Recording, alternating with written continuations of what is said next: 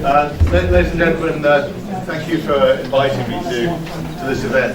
First of all, I'll just say, whenever I see the word keynote attached to the word speech, I'm worried that it's going to be a very long speech. So I promise I won't speak for a very long time, but it's very helpful for me.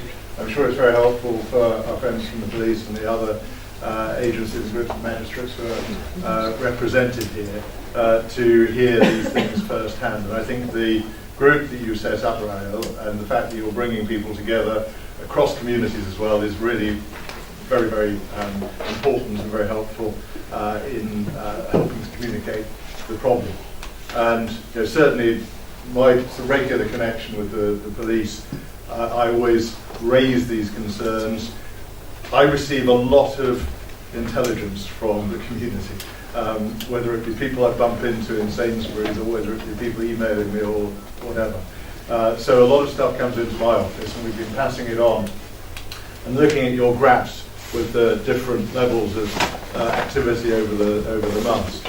Certainly, I think those kind of spikes of crime, and in particular the spike in burglary, is something that I was fully aware of and feeding into the police. But one of the things I did want to say, looking at both the change from month to month and the way in which levels of crime vary between different areas, I think it does tell you something about the nature of the problem. And I will defer to our friends from the police, who of course are the professionals, but I think in many conversations over the years that I've had with senior police officers locally, of course we do grow some of our own criminals, but we also are very close and very accessible to some other areas.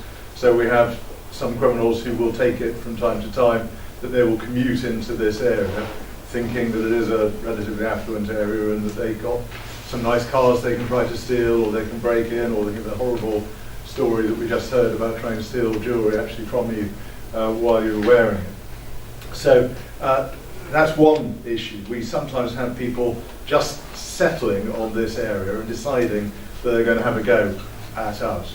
And I think it's often the case that it is a relatively small number of people who are committing very large numbers of these crimes. So I can remember years ago going to Altrincham police station and sitting with the CID and them having a book of mugshots of some of their top, they actually had their top 10. And they would say, if we pick up one of these people and get them put away, crime in this area will drop by 15% or more, some of them very prolific. So one of the things I just say in support of the police, whilst visible policing is always reassuring for us, it isn't always the most effective way of catching criminals, and sometimes the intelligence-led policing, which is looking at patterns of crime, predicting where things are going to happen and trying to pick up repeat offenders, can be the most effective thing to do. The second point I'll make, which is really a difficult one, from my point of view as well as yours, whilst we can look at these figures and we can hear some of the really unpleasant stories of people who've had these awful incidents, it is also true that this is one of the safest parts of Greater Manchester. And this does create a problem in the allocation of resources, because the police, when they're looking at where they're going to put their officers, can look at numbers in Salford, say, which are dramatically greater in scale than those. And it's not unreasonable they're going to tilt their resources to where most crime happens. But that's where I think these kind of events, the kind of Be Safe, Feel Safe group that you set up, the WhatsApp group, all of the efforts to make sure that I and the councillors here and the police are hearing what is going on are so important. Because what we've got to do is keep making our case. We've got to make sure that the police are fully aware when there is a problem, that they know when there is an increasing level of crime, and that we get that resource promptly so that it is responding to the challenge. So please continue to feed into me what's going on.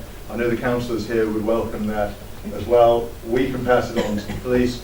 We can make the case to the mayor, who is also the police and crime commissioner, we need to make sure that that is fully understood, that they can't just say, oh, Altrincham, Sale, Hale Bowden, they're leafy, nice areas, nobody needs to worry about those, we'll put all the resource somewhere else. We've got to make sure they know that not only is there sometimes an increasing and unacceptable level of threat, but also, I think, particularly important that we hammer home how deeply unpleasant and frightening some of the types of crime can be. This increase in violence associated with burglaries, I think, is one of the most worrying things we need to hammer home.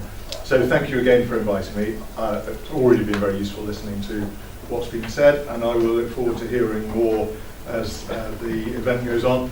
And I apologise in advance, I've also been asked to say something right at the end. So you'll hear from me again later. Thank you.